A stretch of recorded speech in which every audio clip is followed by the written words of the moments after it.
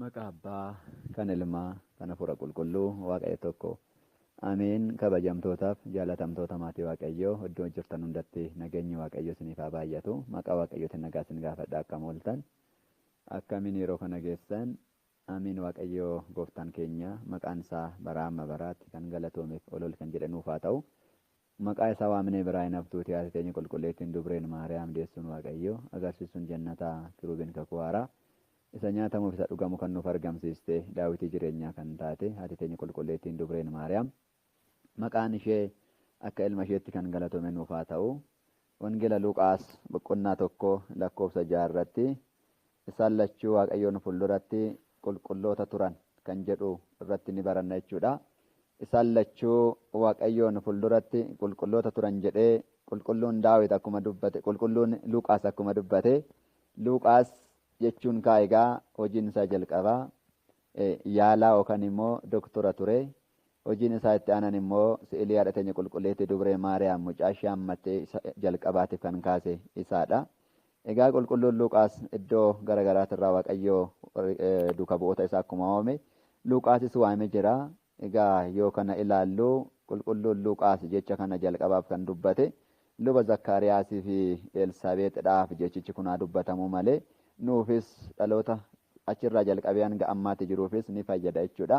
Egaa kana hoo jennu isaan lachuu Waaqayyoon fuulduratti qajeelota turan hoo jedhu eenyufaatu Waaqayyoon fuulduratti qajeelota ture kan jedhudha. Isaan keessaa qulqulluun Tsaggaa Za'aabii fi Egziyaariyaan Waaqayyoon fuulduratti gadoof qabummaadhaan sodaadhaan jaalala Waaqayyootiin akkasumas warroota harka qalleeyyii ta'an nyaachisuudhaan mana Waaqayyootiif aarsaa dhiyeessuudhaan isaan lachuuyyuu akka abboomii Waaqayyoo akka jecha Waaqayyootitti kan deeman isaan lachuu qulqulloota turan jedhee dubbata. Kanaaf qulqulloota waan turaniif qulqullina isaanii ilaalee abbaan keenya Waaqayyo uumaan keenya dursee qulqullootaaf waadaa akkuma galeef isaaniifis sanyiin qulqullootaa ni eebbifama akkuma jedhe abbaa keenya qulqulluu Abuna Taklaa Hayimaanoot egaa qulqullina haadha fi abbaa isaanii Tsaggaa Za'aabii fi Egziyaariyaa ilaaluudhaan mucaa jaalatamaa mucaa eebbifamaa kan Waaqayyoon sodaatu isaaniif kennee jira jechuudha. Abbaan keenya qulqulluun Abuna Taklaa Hayimaanoot abbaa isaanii Tsaggaa Za'aabii fi haadha isaanii Egziyaariyaa irraa Itoophiyaa keessatti Shawaa Tsillaalish iddoo ittisaa Mikaa'el jedhamutti dhalatanii jiru jechuudha. Abbaa fi haati isaanii dhala dhabanii waggaa dheeraa turanii jiru yaa saba Waaqayyoo. Waggaa dheeraa erga turaniin booda qulqullinaan ammas mucaa dhabneerra osoo hin jenne rakkanneerra osoo hin jenne abdii osoo hin kutanne dhabduu ta'anis ilmoo dhabanis gara Waaqayyootti deemaa qulqullinaan sodaa Waaqayyootiin jaalalaan wal jaalachaa gara mana qulqullummaatti deemaa turaniiru jechuudha. Waaqayyo egaa Ermiyaas boqonnaa tokkorraa jalqabnee innaa ilaallu gadameessa haadha kee keessatti si filadheen jira dheera ciminaa fi obsa isaanii ilaaluudhaan Waaqayyo gooftaan keenya isa kan tajaajilu gadameessa Egziyaariyaa keessattidha. Egaa kan qopheeffate qaba jechuudha.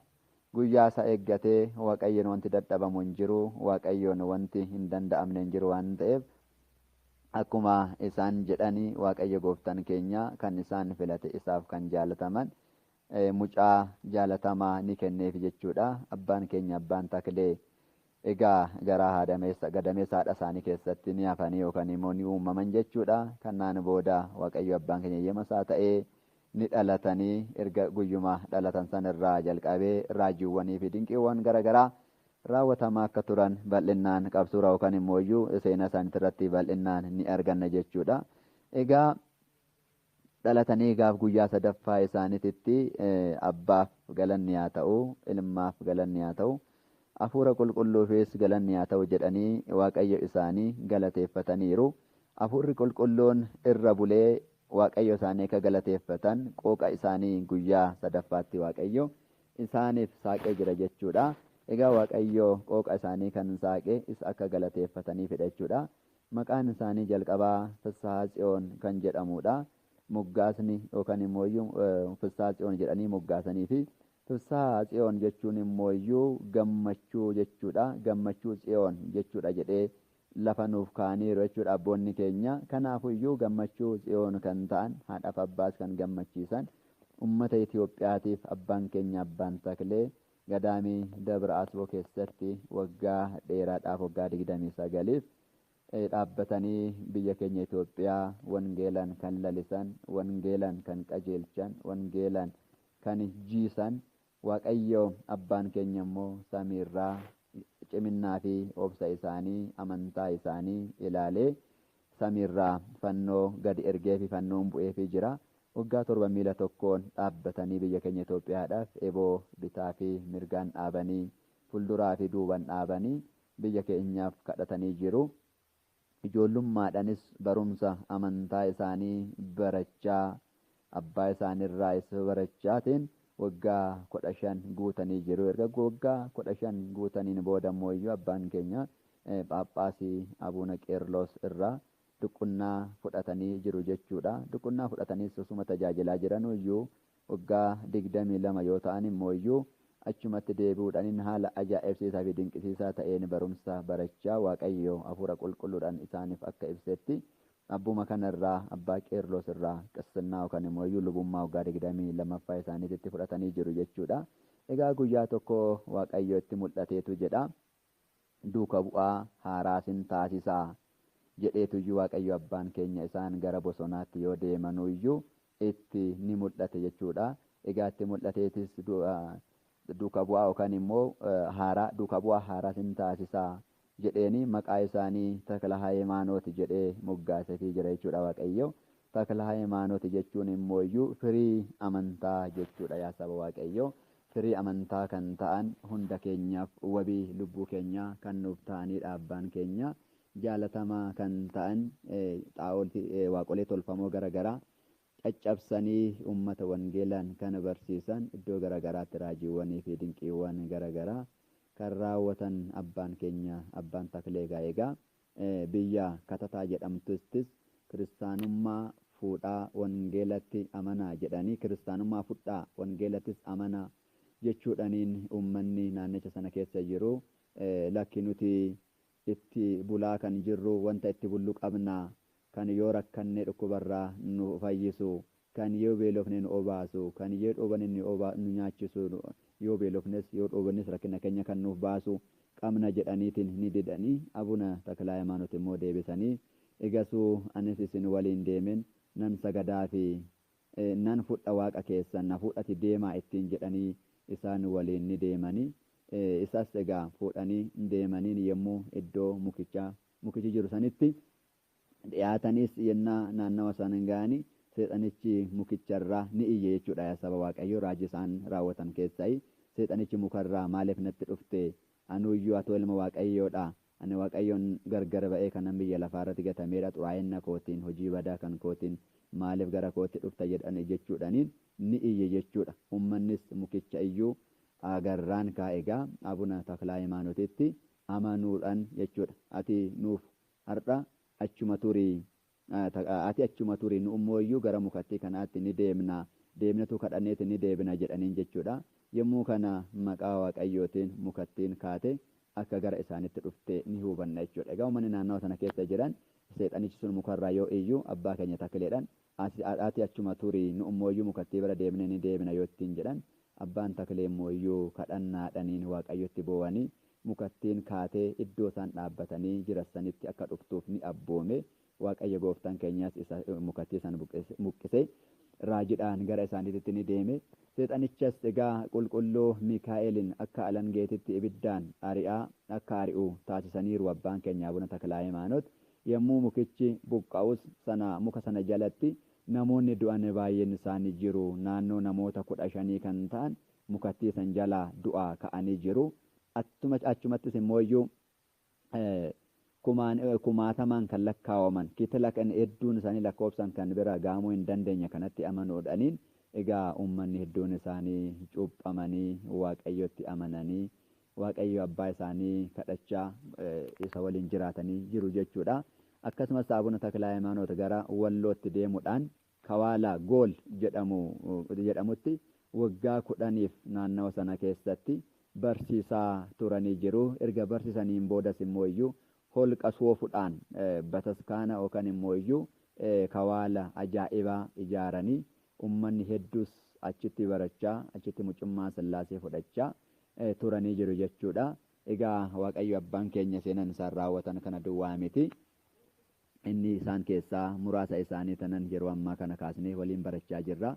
Abbaan keenya qulqulluun abbaan Taklaa Hayimaanoot egaa Waaqayyo fedhaaf eeyyama isaa ta'ee raawwate isaan filateetu jira, isaan booji'ee jira. Waaqayyo gooftaan keenya abbaa keenya kan booji'e nuus nu booji'ee jaalalaaf tokkummaadhaan mana isaa keessatti walitti nu qabatee biyya irrattis tajaajilaa mana isaa samii irrattis dhaaltuu mootummaa isaa akka nu taasifatu Waaqayyo eeyyama isaa nuuf haa ta'u. Eebbii fi araarsummaan qulqullootaa eegumsi isaanii nurra oolee haa bulu. Egaa guyyaa irraa kan abbaa Taklee bichaa miti kan kabajamanii Kiristoos Samraan, abbaa Musee Tsaliim, Toomaas Zamaraas baay'een isaanii kan kabajaman jiru jechuudha. Egaa isaan keessaa seenaa abbaa keenya abbaa Taklee kaasnee ilaallee jirra. Egaa Waaqayyo maqaan isaa kan galatoome nuuf haa ta'u, galanni Waaqayyoof haa ta'u.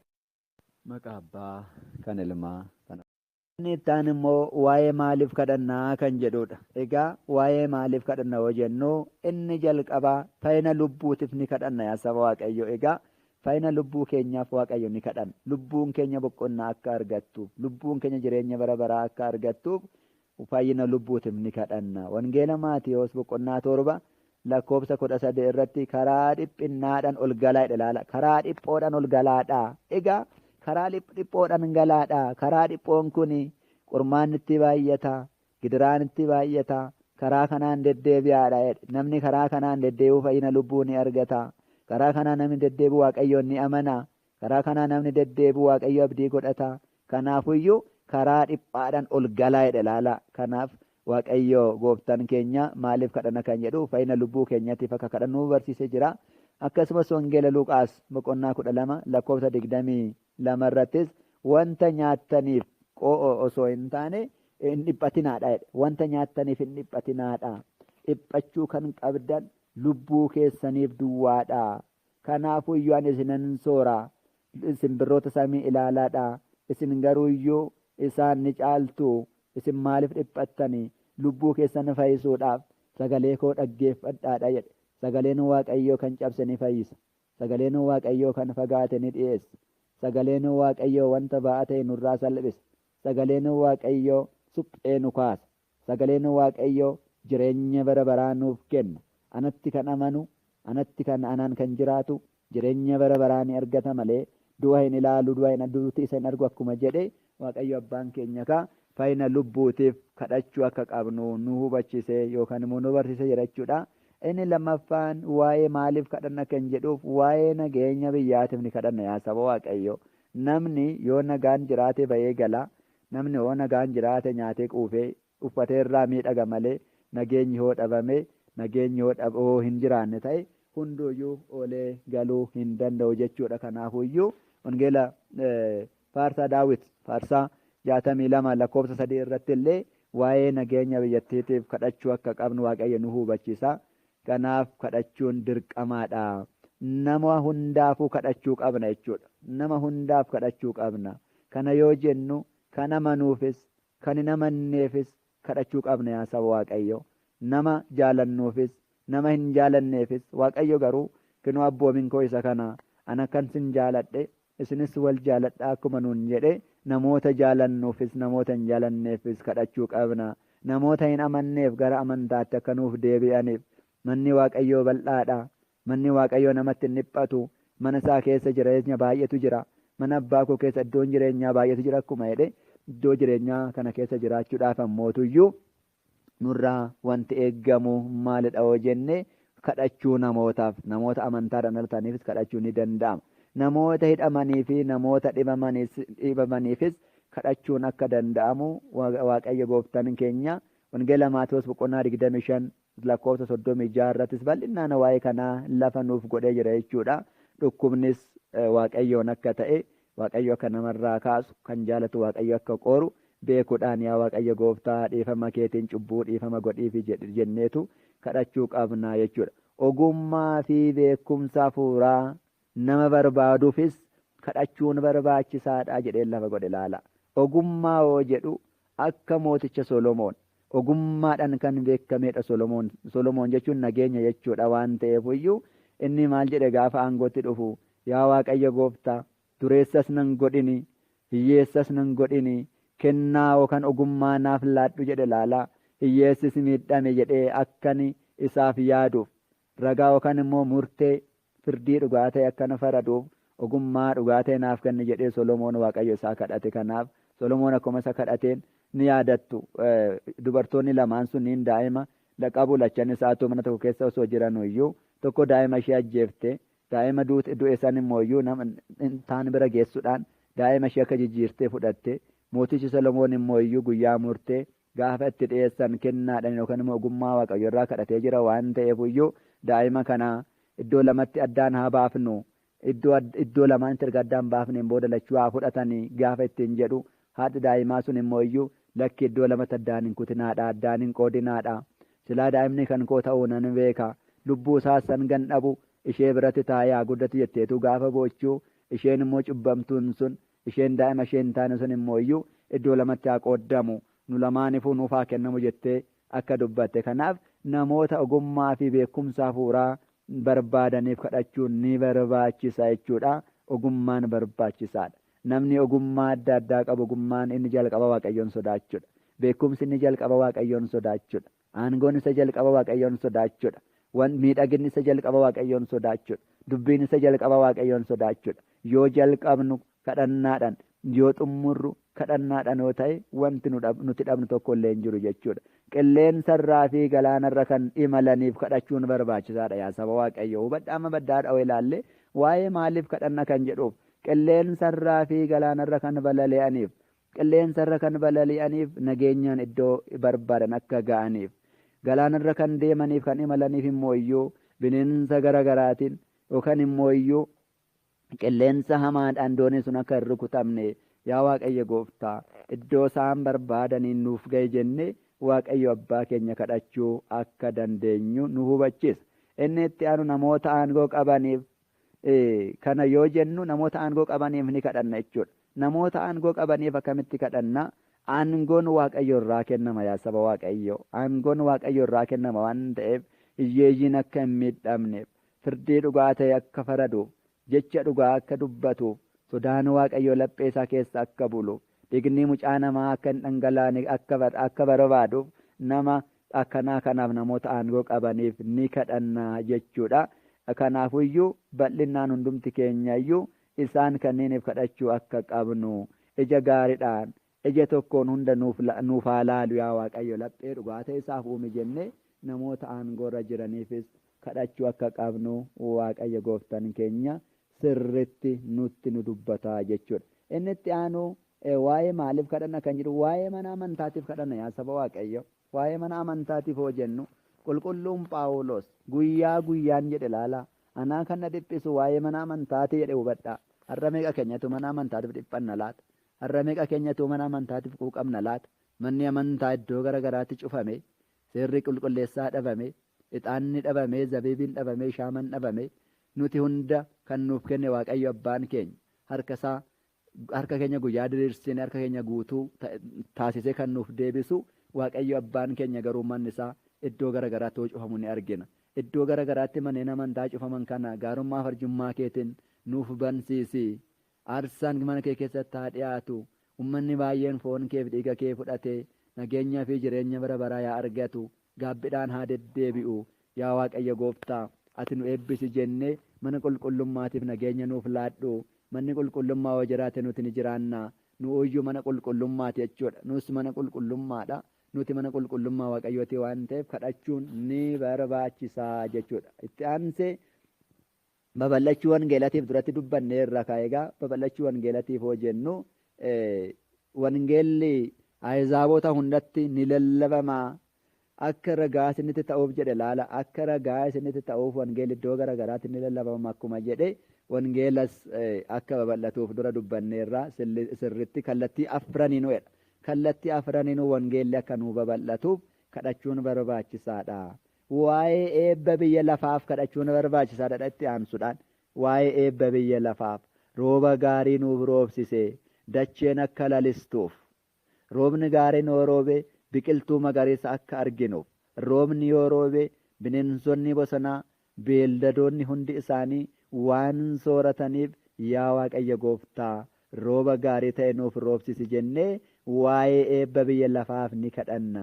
Bineensonni bishaan dhabuudhaan akka hin dhumneef hojii harka Waaqayyoo waan ta'aniif, kanaaf yaa Waaqayyo foddaa samii nuuf bani, foddaa samii hin cufini jenneetu iyyuu Waaqayyo Gooftaa keenya roobni akka roobuuf, laggeen akka hin goggogneef ni kadhanna jechuudha. Egaa seera qulqulleessaa keessatti Waaqayyo Gooftaan keenya seera qulqulleessaa akka abboonni seera nuu tumanitti kitaaboleen dubbifaman keessaa inni kun bal'inaan ni jira jechuudha. Daaqoniin fitaa zawaldi irratti ni dubbisa. Laggeen akka hin goggogneef kan jedhu kana bal'inaan kadhachuu akka nurraa eeggamudha. Inni dhuma uumama guyyaa hundaa yaadachuudhaan kadhachuu qabna jechuudha. Uumama guyyaa hundaa kaasuudhaan maaliif waa'ee maaliif kadhanna kan jedhuuf uumama guyyaa hundaaf ni kadhanna. Uumama guyyaa sanbataa yookaan uumama isa duraatiif ni kadhanna jechuudha. Uumamni guyyaa sanbataa uumama 8dha jechuudha. Isaan 8 kanniiniifuu iyyuu kadhachuun keenya dirqama mucaa namaati jechuudha. Wanta jirurraa hin jirrerraa gara jirutti fidee uumama Waaqayyo guyyaa uumu gara 3 uume jedha. Karaa 3 uumama kana uumee jira. Isa soo jedhu dubbachuudhaan, cal'isuudhaan, hojiidhaan hojiidhaan uumama kallattii 3 uumee jira yookaan gara 3 uumee jira jechuudha. Uumamni guyyaa sanbataa 8, uumamni guyyaa wiixataas 1, uumamni guyyaa kibxataa 3, uumamni guyyaa roobii 3, uumamni guyyaa kamisaas 3, uumamni guyyaa jimaataa 4. Kanaaf kanneen afraniifuu isaan kana hundaafuu kadhachuu akka qabnu wangeelli qulqulluun nu hubachiisa jechuudha. Itti aansee eessatti kadhannaa kan jedhudha. Eessatti kadhanna kan jedhu yoo ilaalle mana qulqullummaatti ganamaaf galgala kadhachuu akka qabnu Waaqayyo nu hubachiisa. Yoo xiqqaate allama mana amantaa deemuu akka qabnu ganamaa fi galgala keessattuyyuu namoonni itti mijatu. Namoonni ganamaaf galgala mana amantaatti dhiyoonya irratti argaman ganamaaf galgala ganama kidaanidhaan yookaan waadaa kakuutiin galgala immoo sarga tsalootiidhaan mana qulqullummaatti argamanii kadhachuu akka qaban. Kana hoo jedhu manni qulqullummaa guyyaa alaa jalqabnee ittiin seennu gululaatii jalqaba baddaarraa hanga bu'uura lafaatitti Kiristoosin barsiifti. Oolmaa isaa barsiifti. Dhiiga isaa dhangalaasee foon isaa nuuf jecha muree abbaan mana amantaa kan ta'e mataan mana amantaa kan ta'e Yesuus Kiristoosidha waan ta'eef isa yaadachaa kadhachuu akka nurraa eegamu barbaachisaadha. Kana hoo jennu immoo namoonni itti hin mijanne, namoonni naannawa mana amantaatti hin jirre, isaan immoo Waaqayyo wanti inni wallaale hin jiru. Waaqayyo wanti inni hin beekne hin jiru. Kana waan ta'eef si'ilii qulqullootaa fuuldura godhanne, si'iliin qulqullootaas fuuldura keenyattis akka hin goone qormaanni garagaraa fi wantoonni dhiibboon garagaraas osoo jiraataniyyuu ta'ee jiraatayyuu taanaan laphee keenya Waaqayyotti ol kaasne ati hunda ni beektaa jenneetuyyuu akkasiin kadhachuu akka qabnu. Abboonni keenya waa'ee kadhannaa yoo kaasan galgala jedhan. Galgala gara siree keetii osoo hin baane dura kadhadhu. Osoo iyyuu kadhachuu iyyuu baatte kallattii afraniin al tokko tokko mallatteeffadhu. Kallattii afran irrattuu diina mucaa namaa kan ta'e, abjuudhaan kan nama sossodaachisu, irriba kan nama dhooggu, sodaa kan namatti fidu, diina mucaa namaa kan ta'e daabiloos akkasirraa hidhamee buluuf kallattii afraniinuyyuu mallatteeffadhu jedhanii abboonni keenya nu barsiisu jechuudha. Harka caalu mana amantaa maaliif filatame kan jedhuuf mana qulqullummaas sagaduu akka qabnu kaa Waaqayyo dubbatee jira. Gaafa mana qulqullummaa deemne lapheen keenya waan sassaabbamuufi malee iddoo hundatti kadhachuudhaaf wanti nu daangessu kan wanti nu dhooggu hin jiru jechuudha. Wanti nu dhooggu hin jiru garuu guyyaa mana amantaa deemu lapheen keenya ni sassaabbama. Niqoodimoos naa ilaalaa guyyaa barsiisaa farisaawii ture aangoo qabaa. Halkan garuuyyuu Yesuus Kiristoosin bira deemee barata jechuudha. Maaliif hoo jenne lapheen halkanii ni sassaabbama. Yaanni halkanii olii gadi hin bittinnaa'u. Akkuma isa kana mana qulqullummaa keessatti soo deddeebine yaanni keenya tokko ta'a jechuudha. Eessatti kadhanna kan jedhuuf iddoo garagaraatti kadhachuu ni dandeenya. Kun nama dhiphisuu hin qabu jechuudha. Daani'eloo ilaalle boolla leencotaa keessatti kadhatee jira. Yaa Waaqayyo Gooftaa leencota kanarraa kan beela'an foon namaatii miti lafee namaa caccabsanii nyaachuu kan danda'an irraa ati na oolchi jedhee qulqulluun Daani'eel raajichi Daani'eel kadhatee jira jechuudha. Kanaaf nutis iddoo garaagaraa keessatti teenyee kadhachuu akka qabnu Daani'eel nuuf ragaadha. Yoonaas garaacha qurxummii keessatti taa'etu iyyuu guyyaa 3 halkan 3 Yoonaas fakkeenya gooftaa kan ta'e halkan 3 guyyaa 3 garaa qurxummii keessa buleera Yoonaas. Waaqayyos halkan 3 guyyaa 3 boolla keessa buleera waan ta'eef Yoonaas iyyuu garaacha qurxummii keessa taa'ee akkuma kadhate nuus immoo iddoo garaagaraa keessa teenyee kadhachuu qabna.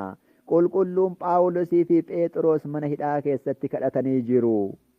Daa'imman 3 ibidda keessatti kadhatanii jiru. Anaaniyaa, Azaariyaa fi Misaa'el yaa Waaqayyo abbaa keenya atooyyuu si qabannee illee yoofnu si qabannee hin sodaannu si qabannee erguuyyuu hin dhaqnu ati nu baasta jedhanii akkamitti akka kadhatan ni hubanna. Eeliyaas kawaala yookaan gadaamii keessatti akka kadhate manni koo mana kadhannaati isin garuu holqa daldaltootaa gootan akkuma jedhe mana kadhannaa Waaqayyoo iddoo bultoo Waaqayyoo iddoon fooniif dhiigni gooftaa keessatti hiramu keessatti deemnee iddoo garaagaraatis taanee yoo kadhannee Waaqayyo nurraa kan barbaadu laphee keenya dhugaadha waan ta'eef laphee qulqulluu qabannee kadhannee kadhannaa keenya kan nuuf dhaga'uuf Waaqayyo abbaan keenya eeyyama isaa nuuf haa ta'u kan nu barsiise kan nu gorse Waaqni abboota keenyaa maqaan isaa nuuf haa galatoomu galanni Waaqayyoof haa ta'u.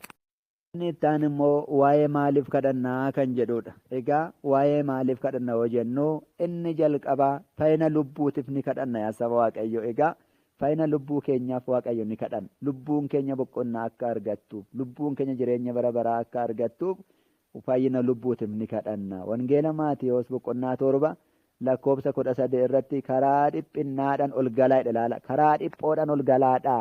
Egaa karaa dhiphoodhaan